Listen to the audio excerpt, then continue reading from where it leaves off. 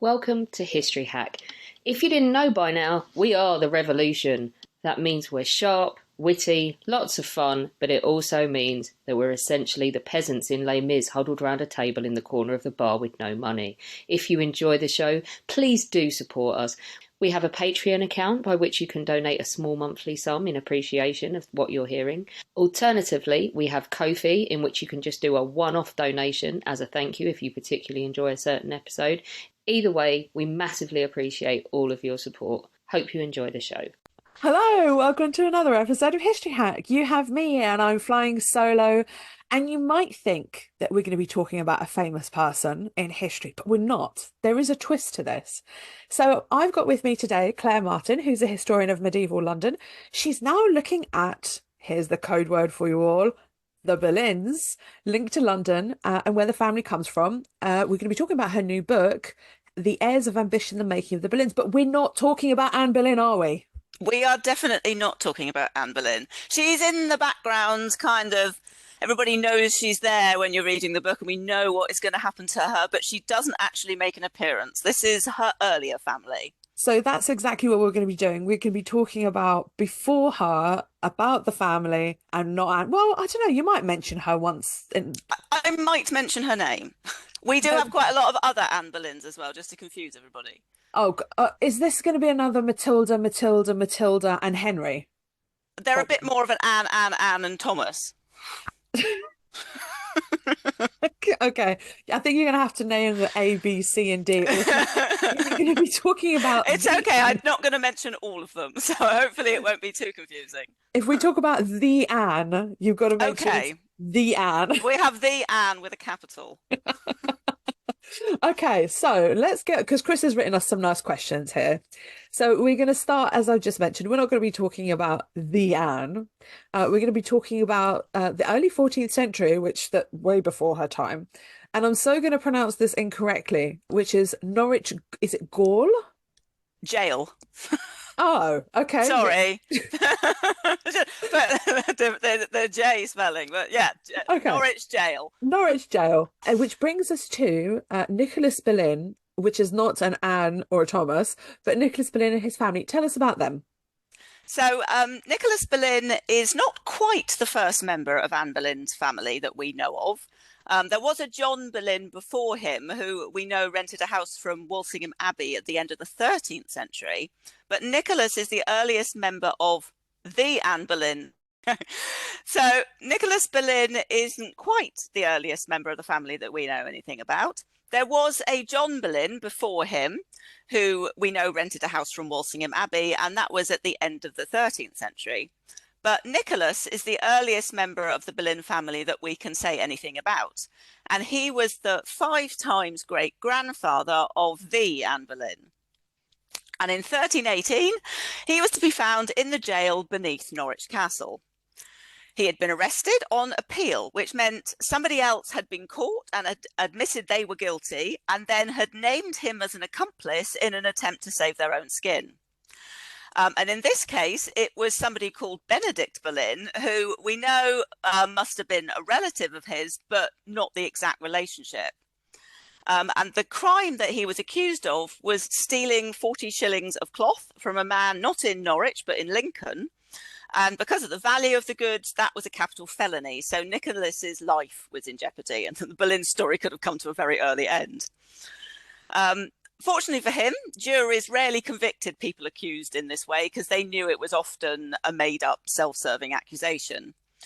And Nicholas provided witnesses to say he was of good character. And to try the case, they needed a jury of men from Lincoln, which was difficult to produce in Norwich. And that worked in his favour, and there's no results to this case. It seems to have just been dismissed. So he was able to finally leave Norwich Jail and head home to his village, which was a small village called Saul, which is just north of Norwich. And then the next time we come across him, he's again in trouble. Although this time the rather less life-threatening crime of his straying sheep causing damage to other people's property. That resulted in him having 12 of his sheep seized or distrained to ensure that he put the damage right and then they would be returned, which is quite useful for me because the fact he had at least 12 sheep, and probably more, tells me that he was at least somewhere in the middle of his village society and probably slightly higher. So Nicholas's son was John, and then his son was Thomas, the first of several Thomases. And they, like the rest of their family, survived on two strings to their bow, if you like. Farming, as you would expect from peasants in a small Norfolk village, but also the textile trade, because they were slap bang in the middle of the area of Norfolk that produced worsted cloth. And their village in particular was known for producing woolen caps or hats. So John, fortunately, survived the Black Death, which hit their village particularly hard. And they began to prosper, making the most of the fact that now there was more land available in an area that had previously been very densely populated. I've got to say, it's quite interesting to think about that Anne Boleyn, the Anne Boleyn, ends up marrying, on this podcast, we've referred to him as the fat ginger man. She does indeed. she becomes royalty, yet her family come from a small village who, okay, so like you said, somewhere in the middle, but they're still peasants. They are definitely peasants. They were always free peasants. So they rented unfree or villein land, but they were never villein status themselves. So, I mean, on the scale of peasantry, that makes them slightly better off than unfree peasants. But yes, they were basically small rural farmers. It's just such an incredible jump to go from that to, I mean, how many generations of family? You said five, it's 5 generations? Yeah, 5 generations. That's an incredible. Yeah, 6, yeah.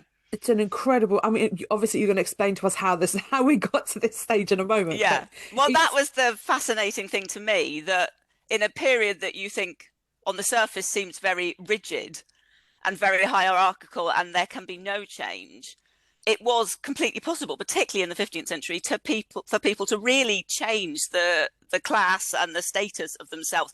It usually took several generations. And London often plays a big part in it, which was my interest. Okay, right. Okay, so then let's move, because here we see a bit of a change for Geoffrey Boleyn. Tell us how his fortune changed the Boleyn family. So Geoffrey Boleyn was the son of Thomas, and just to make it clear at this point, there are 2 Geoffrey Boleyns. So we're talking about the older one, father and son at the moment. And his growing prosperity was based, as I say, on the fact that there was more land available, but also on the textile industry. So by the opening of the 15th century, we could say that Geoffrey had definitely moved up slightly and would now be at the top of village society. They were not just renting more land, they were actually buying freehold land of their own. And his lifestyle was he was still essentially a farmer. He was still connected to the farming cycle of the year. For example, he's recorded selling straw for thatching, but he's also recorded with a debt of £14 from a cloth merchant living all the way in Bristol, which is one of the few bits of evidence of how important the textile industry was to the family. He was one of those leading members of the village involved in building Saul's disproportionately enormous church, which is still there, and a lot of the 15th century interior remains and is well worth a look if you're in Norfolk. And by this time, he had probably passed the 40-acre threshold, which placed him in the peasant aristocracy or yeomanry. And then in 1434, this was officially recognised, if you like. And along with just 3 other men from his village, Geoffrey had to swear an oath against maintaining or harbouring lawbreakers, which was applied nationally. And it does make it sound as if he was some sort of crime lord. But it simply recognised the fact that he had influence within his county. And I don't want to sort of overemphasise this too much, because it wasn't a particularly exclusive list. There were 400 men from Norfolk alone. But for the Boleyns, it did still mark progress. So you mentioned there is a younger Geoffrey Boleyn. So we just spoke about the older one. We're going to now talk about the younger one. And he actually ends up leaving Norfolk and he heads for exactly what you work on, which is London. Tell us about him, why he left. So Geoffrey, the elder Geoffrey, was now a big fish in a small pond. And he had to think about what happened next.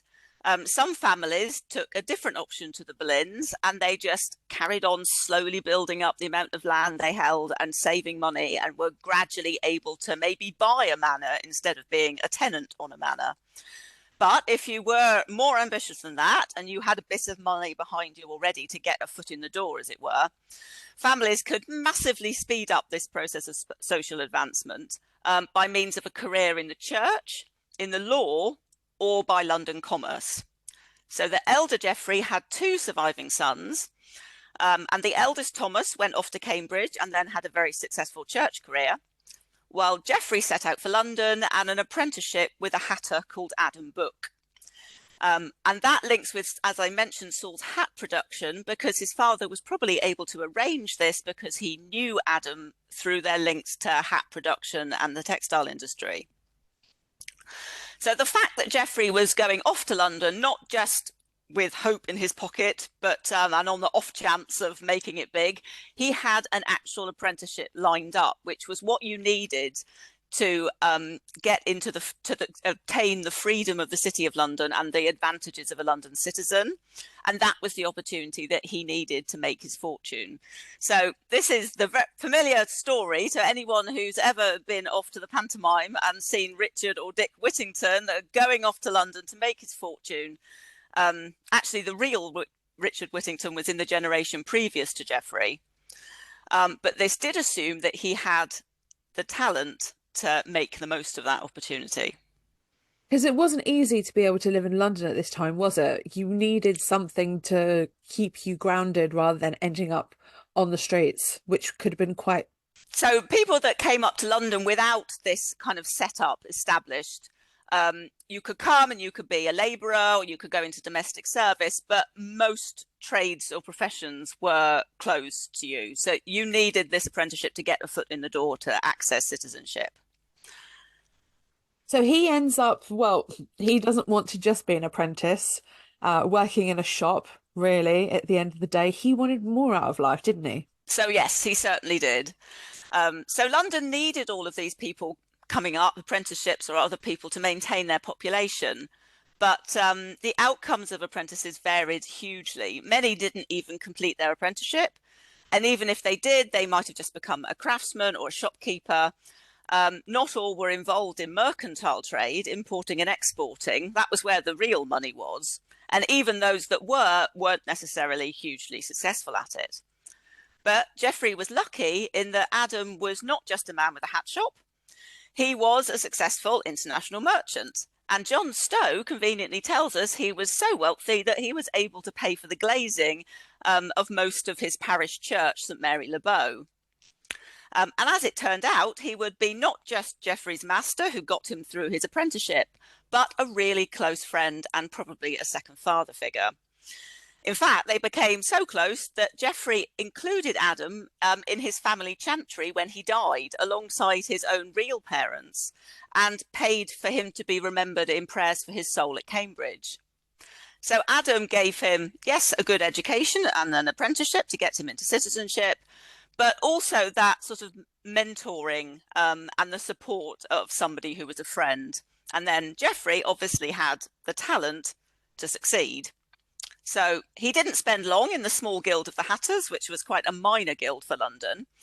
And he transferred to the much more wealthy and powerful Mercers, the most powerful guild in the city, and went straight into the livery or upper ranks of the guild.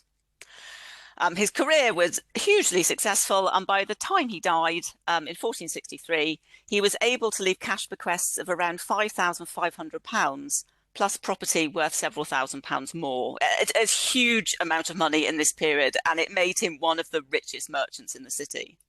Do we know roughly what that is today? I think I did work it out at some point, but I can't remember. No, that's fine. Don't worry. Okay, yeah. So sorry. what do we know about his family life? Because he also has a wife, and she's called Anne, not the Anne, but Anne. No, not the Anne, but the first Anne who brought the name into the family, and then there is an Anne in every generation after this. They stick with it and keep passing it down. So Geoffrey's wife was Anne Who, H-O-O, the daughter of a knight, Thomas Who, And then he became a peer, being made Lord Hu and Hastings. So unlike the Boleyns, they were a very long established gentry family. Anne's father was a military man and a diplomat, and spent most of his career in France. And he also brought very good connections, being very strongly associated with Henry VI's right-hand man, the Earl or later Duke of Suffolk. So the Boleyns were obviously thinking, this is a great match. We've got these connections here. This is going to offer us great opportunities. Unfortunately, 5 years after the marriage, the Duke of Suffolk was dead, and Lord Hu was permanently and very damagingly associated with the vast and catastrophic loss of English territory in France. So they didn't get that advantage, but Anne and Geoffrey, most importantly for this family, had 5 surviving children. 3 girls, Alice, Anne and Isabel, William, their younger son, and their elder son, Thomas, who was born in 1446. So although we don't have a specific record of their marriage, it was probably shortly before this.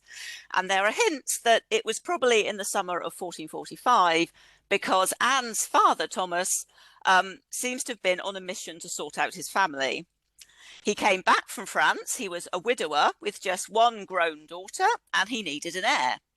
So he arranged a new marriage for himself, and he resettled property that would have been inherited by Anne onto the children of his new wife, should there be any. Anne herself was around 20, which was more than old enough to be married at this period. But her mother was obviously dead sometime previously, and her father was often overseas, so this has probably been neglected. But now her father had a new wife about to come into the household, so it was time to get the grown-up daughter out of the way and marry her off. And Geoffrey was convenient because, while the Whos had rank and property, there seems to have been something of a lack of cash that would have been provided, that could have been used to provide a large dowry to attract a more established family. When Lord Hu died, it turned out he was in huge debts, and all of his executors refused to act. Geoffrey, of course, didn't necessarily need the money. He had proved he was very capable of making that for himself. What he needed was a link to a more established family and these useful connections. But conveniently for the Boleyns, Anne's father's second marriage produced only 3 more half-sisters. So Anne became one of 4 joint heiresses, and the Boleyns inherited property from the Whos in Norfolk and their main house at Luton Hoo in Bedfordshire. That's really, really unfortunate. Well, it was quite fortunate for the Boleyns. It was fortunate for the Boleyns, but not for Anne's father, where... No, but interestingly, this pattern of families not being able to produce male heirs or any heirs at all is part of what makes this society able to be flexible and allow people to climb up through society. Because you've got to remember, it's society where wealth and status is based on land. So if you're advancing your family, you have to be able to acquire land. And if all of the families already there were producing male heirs to inherit it, the property market would have been very locked down, and it would have been harder for families like the Boleyns to move up and to acquire the property that they needed to increase their own status. So even though her father was, I don't know, what's the right way of saying, not demoted, but not so high in society, they still managed to advance their wealth through, when he died, obviously, property and money. Sorry, whose father are we talking about? Anne's father. Anne Whose father? The knight. Yes. So their status. So when he lost his sort of position at court, that didn't change his status that was based on the ancientness of his family or the property that he owned. It just means he wasn't able to advance himself further because he'd lost his closeness to the king. He was probably also badly affected by the loss of territories in France. So people with strong connections to English territories in France generally suffered badly at this period. Although I don't have records of exactly what property he owned. But he was given a pension to sort of make up for his losses, a pension from the crown. So it's not a total loss, because Geoffrey... Well, it's tiny. I think it's £40 if I remember correctly. Oh, well, yeah. I mean, so Geoffrey ends up for him, it's great. Yes, for him it's great. Not just the money, but the land. He's Yeah. making such a good name for himself that he actually ends up going into politics as well. So for somebody in his situation, this is inevitable. He does seem to have been, interestingly, quite unwilling. So city offices, particularly aldermen, were quite personally expensive and also quite time consuming. And Geoffrey obtained an exemption from the Crown for offices which were classed as being under the Crown, like the office of sheriff or serving on juries. And he presented a petition to the mayor and aldermen to try and be exempted from all city offices. This is not conventional, although the desire to get out of this sort of thing was usual. For example, there was another London merchant called John Gedney, who was elected alderman in 1415 and had to spend a period in prison to persuade him that he really did want to be an alderman. While Thomas Walsingham paid for glazing the vast new east window of the new Guildhall in order to escape. But the mayor and aldermen were not keen on allowing blanket exemptions from everything, or everybody would be trying it and there would be nobody left to run the city. But interestingly, as I say, Geoffrey did have this royal exemption from being a sheriff, and he was then elected to serve as one of London's 2 sheriffs, and he seems to have had a change of heart because he didn't actually try to enforce this, and he simply went ahead and acted as sheriff. And this is only a very short period, I think about a year after he was desperately trying to get out of everything. And if you look at what had happened in between to change his mind, his first son had been born. And I think his resentment at being distracted from his business affairs by the business of the city was replaced by a realization that the rank of alderman or mayor would enhance his own status and the prospects of his family. Suddenly, it wasn't all about him running his business. It was a bit more about looking forward. So he knuckled down. He was a sheriff. He was master of his company, the Mercers. He served as common councilman and as an MP for London. And then finally, after several nominations, he was elected as alderman for the ward of Castle Baynard in 1452. And he wasn't a particularly diligent alderman. Over the rest of his lifetime, he turned up to about half of the meetings, which was about average or just below. You weren't required to go to all of the meetings, but it was enough to place him in a position to be mayor. Well, this is what we're going to talk about next. He actually was Lord Mayor. How was London under his, I don't know, governance is the right way of saying it? Mayoralty, yeah. First of all, I have to say he wasn't Lord Mayor. The mayors of London were simply the mayor at this period. So Lord comes in the Tudor period. But so he was simply mayor of London, and he was elected in October 1457. And personally, that would have meant a huge upheaval in the Boleyn's peaceful home on Milk Street. The mayor of London was expected to live as a lord, and a large body of staff would have come with the appointment. They were sometimes provided with accommodation by the city, and some were given wages. But many had to be paid out of his own pocket, and he had to provide them with liveries and food and drink, just as a lord in the countryside would provision his own retainers.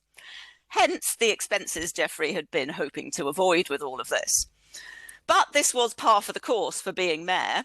What was more problematic in 1457 was that the Cold War of the Roses had become hot with the Battle of St Albans in 1455, and London had been recently racked by a series of riots. And as mayor, Geoffrey's principal responsibility was to keep the city peaceful and secure. When he went on the great procession, the barge trip, to be installed before the barons of the Exchequer, this was specifically emphasised in the ceremony. And in this year, that would prove particularly difficult. So Henry VI had an idea that he could force his warring magnates into a sort of harmony by negotiating a settlement between the families who had been killed at St Albans and those who had done the killing, and then stage a parade of apparently newfound friendship through the city on Lady Day, the 25th of March, which was renamed Love Day for the occasion. But in order to complete these negotiations, that meant all of these warring factions and all of their armed retainers coming together in the city in one place, which was just a pitched battle waiting to happen. And for Geoffrey, a massive headache. So by mid-February, there were around 3,800 armed men from opposing sides lodged in and around the city. So in response, Geoffrey is ultimately the man who's responsible for this. He raised a force of the city militia, some 5,000 strong, and every day rode at their head in a loop around the city and suburbs, which passed by all the houses where the principal lords and their retainers were lodged, basically to impress them and overawe them into keeping the peace. The negotiations went on for several weeks, and Geoffrey had to keep this up for several weeks, but it did work. There wasn't any outbreaks of violence, and negotiations were concluded, and the rather strange settlement of mortal enemies walking arm in arm through the city went off peacefully, although had no real effect, and even at the time probably fooled nobody. It doesn't get easier for Anne, especially when he dies, does it? Well, actually, Anne was in a pretty good position when Geoffrey died. He left her hugely wealthy, completely independently in charge of that wealth, and completely independently in charge of looking after and arranging marriages for all of their underage children.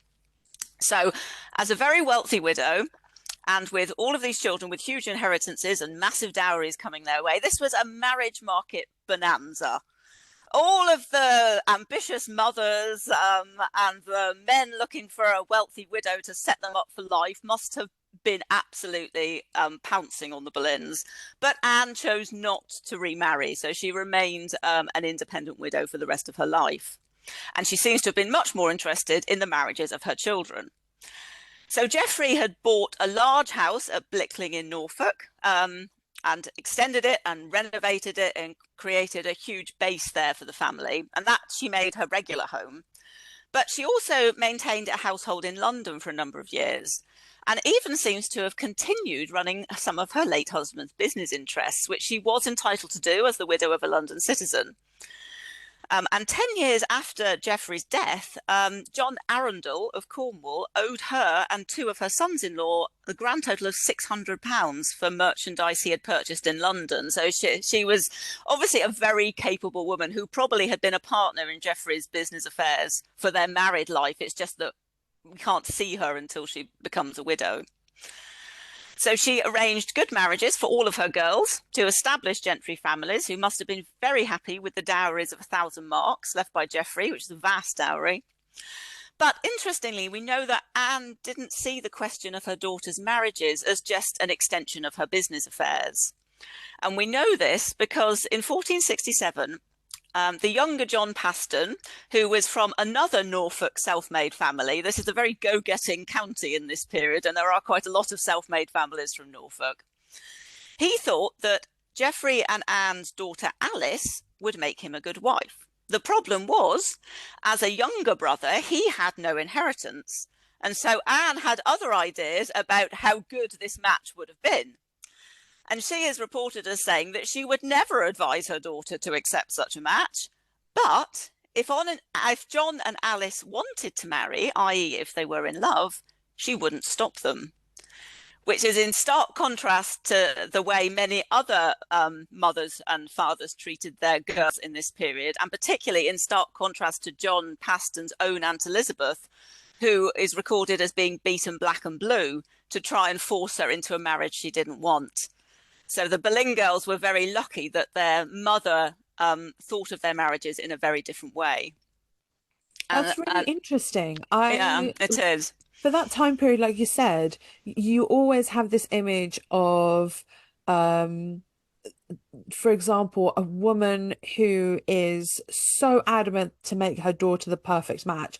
I mean, even when reading Jane Austen, for example, in that time period, it's all these women are hyper-focused.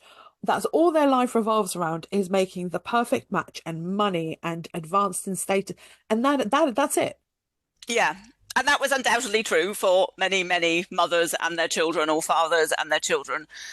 And it was important, but I think we sometimes forget that parents in this period did still love their children, although it's often said they didn't because mortality was so high. which is completely untrue. They did still, many of them, want the best for them, particularly if you were perhaps in Anne's position and hadn't been able to choose for yourself. We don't know exactly, as I explained, much about her marriage, but it seems likely that this was a marriage of convenience arranged by her father at the time, rather than her and Geoffrey being madly in love. And I think maybe that gave her sympathy for wanting her daughters to be happy. They also seem to have been really close. And there's evidence of the fact that once they were married, they still spent time together. Whereas again, in contrast to the Pastons, who the Paston women seems to have been desperate to get their grown-up children out of the house and just been vastly annoyed by them. Already mentioned this, so I'm going to stick with this, is that Geoffrey was affected by the War of the Roses, but how does this affect their fortunes? So, yes, Geoffrey had clear Yorkist leanings during his lifetime, but fortunately for him, Londoners could not be compelled to fight outside the city. And so he wasn't involved in the Wars of the Roses in the sense that he had to fight and risk his life. But his sons were set to inherit substantial property in Norfolk and Kent, and that would not be the case for them as landowners. So William settled down at 18 or 19 with a much younger wife, Margaret Butler, a family who were under attainder at the time, but who would later be restored to the earldom of Ormond. So a very prestigious match for the family. However, his older brother, Thomas, seems to have been more of an adventurer. And he joined the affinity of the brother of Edward IV, Richard, Duke of Gloucester, by 1469. Then we don't quite know what happened to him during the period of turmoil when Edward was forced off the throne. But he seems to have been with the Yorkist forces at the Battle of Barnet at Easter 1471, as 2 weeks later he died in London, probably from infected wounds sustained at Barnet.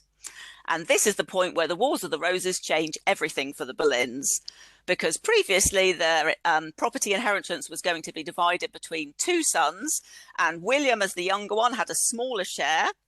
He had started at Lincoln's Inn, probably with a view to becoming a lawyer to supplement his income, but now everything was his. And all of the Boleyns' wealth would be united in his descendants, including his son Thomas and his daughter, the Anne Boleyn. And William was also linked to Richard, Duke of Gloucester. The family really went hard on this connection to Richard when he was Duke of Gloucester. And then when Richard took the throne as Richard III, William was created a Knight of the Bath at his coronation. And he was also close to Richard's key ally, Thomas Howard, who appointed him Admiral, Deputy Admiral of Norfolk and Suffolk. Right, I'm going to ask a really naive question here. You've mentioned the Howard. Is this the same Howards? Yes. Right, okay. So this is, hold on, let me rephrase. This is where they first established that connection to the Howard family. Okay, so for anybody who doesn't know what I mean, we're talking about Catherine Howard, who marries Henry VIII, who's his fifth wife. Yeah, and also the same family as Elizabeth Howard, who is Anne Boleyn's mother. Oh, well, there you go. Oh, my... So they established the connection, and then later the two families marry. Oh, my... Okay, very complicated. Okay. This period is a maze of interconnected family relationships and cousins and but people at the time kept this all in their heads, or probably written down, because these links were so important to how you secured advancement for yourself. You wanted patronage from this person who had a distant connection to you. So all of this, which is incredibly hard to remember and keep straight in your head, was hugely important to them.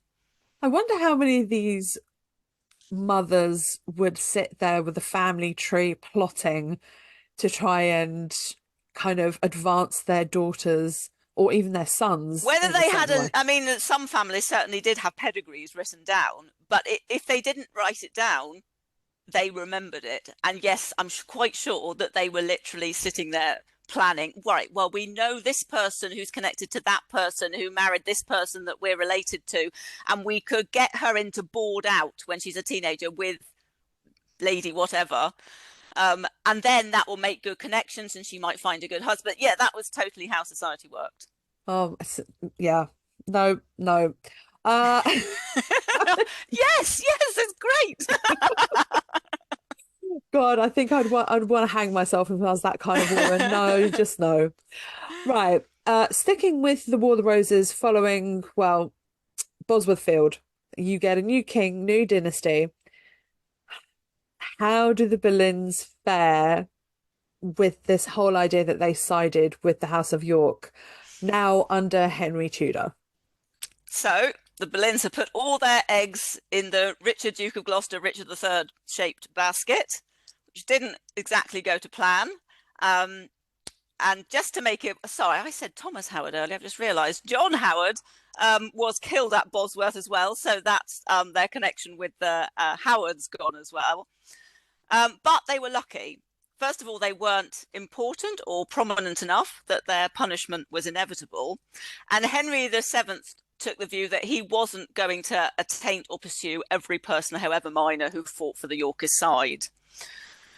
So William's strength was in his local knowledge and administrative skills, and Henry still needed men like that to make his government function. So the Boleyns adjusted to the new regime fairly seamlessly.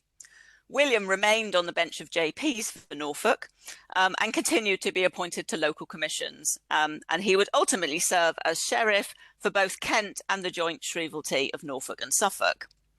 Now, in 1487, Henry raised troops to deal with the Lambert Simnel rebellion, and there were rumours that Henry and his forces had turned around at Thetford and were not going to join their king at all. But these seem to have been completely unfounded. He was lucky he'd got through the change of regime. He was in a good position and he had everything to lose. But you can see why a family that was so closely connected to Richard III before, people would have been a bit suspicious. But William wasn't a regular courtier. He was one of those who turned up at court for the big set-piece ceremonial events when lots of people came, like the creation of Prince Henry, the later, what do you call him, the large ginger bloke, his creation as Duke of York when he was the prince, or the reception of Catherine of Aragon. But William didn't hold any official position. In comparison to his hugely ambitious father, Geoffrey, or his equally ambitious and successful son, Thomas, he's unfortunate in that he looks like a bit of a placeholder and a bit boring. But he seems to have been happy with simply the traditional gentry role as a county leader, which had effectively been bought for him by his father. He did, however, hand over the Boleyn estates to his son Thomas in robust good health, which was the most important thing because other families did suffer from generations of the family who were complete wastrels and lost all the money. And then in 1509, Thomas, his son, became the first of the Boleyn family to hold an official position at court as a squire of the body. And that would, of course, be the start of a hugely successful career for him and an equally famous career for his daughter, the Anne Boleyn.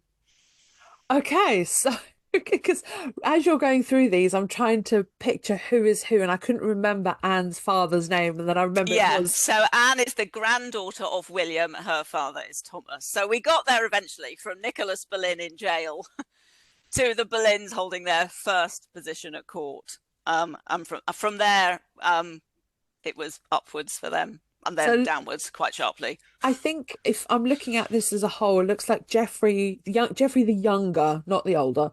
Geoffrey the younger is the one who really made their fortune and pushed it forward rather than everybody else. So his father was ambitious. Geoffrey the elder was ambitious, but not as ambitious as his son, Geoffrey the younger. Yes, he gave his son the opportunities to turn that ambition into vast amounts of money. It was that coming to London and making their fortune is a big chunk in the middle of the book, not just because it's my interest, but because it completely fundamentally changed the future of the family. And his wife, Anne, obviously, as you mentioned, they kind of collaborated. What looks like they collaborated together. And she must have been an incredibly smart woman at a time period where women were seen to just be in the kitchen or, raising children or whatever, to be able to achieve what she did herself. So, for me, I'm going to vote the most important person in your book is Geoffrey the Younger. Geoffrey the Younger and Anne. And Anne. And absolutely, yes. And I they love made this. good marriages later on. William's marriage to Margaret Butler was the marriage that meant the Boleyns were able to claim the earldom of Ormond, which probably wouldn't have been successful if Anne was not in the position that she was with Henry VIII by this point. But then her father became Earl of Ormond, and so now the family is titled. So you can see them using every little bit of connection and everything that they've achieved over the previous generations to work their way up. Claire, this has been amazing. I really enjoyed this. It's been a Thank you. completely different take on just the generic Tudor sort of talk, basically. It has been lovely to talk to you. Can you just remind our listeners the name of your book? The name of my book is Heirs of Ambition, The Making of the Boleyns. Fabulous. When you come out with your next one, you have to come back on, because I've been engrossed in this and this is such a different take and I loved it. Lovely. I certainly will. Thank you. When you do, or even if you've got something interesting that you've been working on, I think it's really, because it is a form of genealogy and I love it. Yes, exactly. So it's London history and genealogy all wrapped up in one of England's most famous families. Exactly. And I love this, and hopefully people will go out and buy the book and learn a little bit more. So I hope go out and buy a book. It was amazing having you on. Thank you so much. Thank you. Our incredible guests give us 45 minutes of their time to join us and talk about their work or their new book. This is just a small taster. As a result, we have launched our very own bookshop on bookshop.org, where you can find our guests' latest books, you can support them, and you can support us on History Hack. 10% of every sale via our bookshop supports the podcast and allows us to keep going and bring you more top-of-the-line guests. You can find our bookshop at bookshop.org/shop/History Hack, or search for us in the shop section. Thank you so much for your continued support. We really appreciate our listeners and supporters. So make sure you get down to the bookshop and grab yourselves a new book.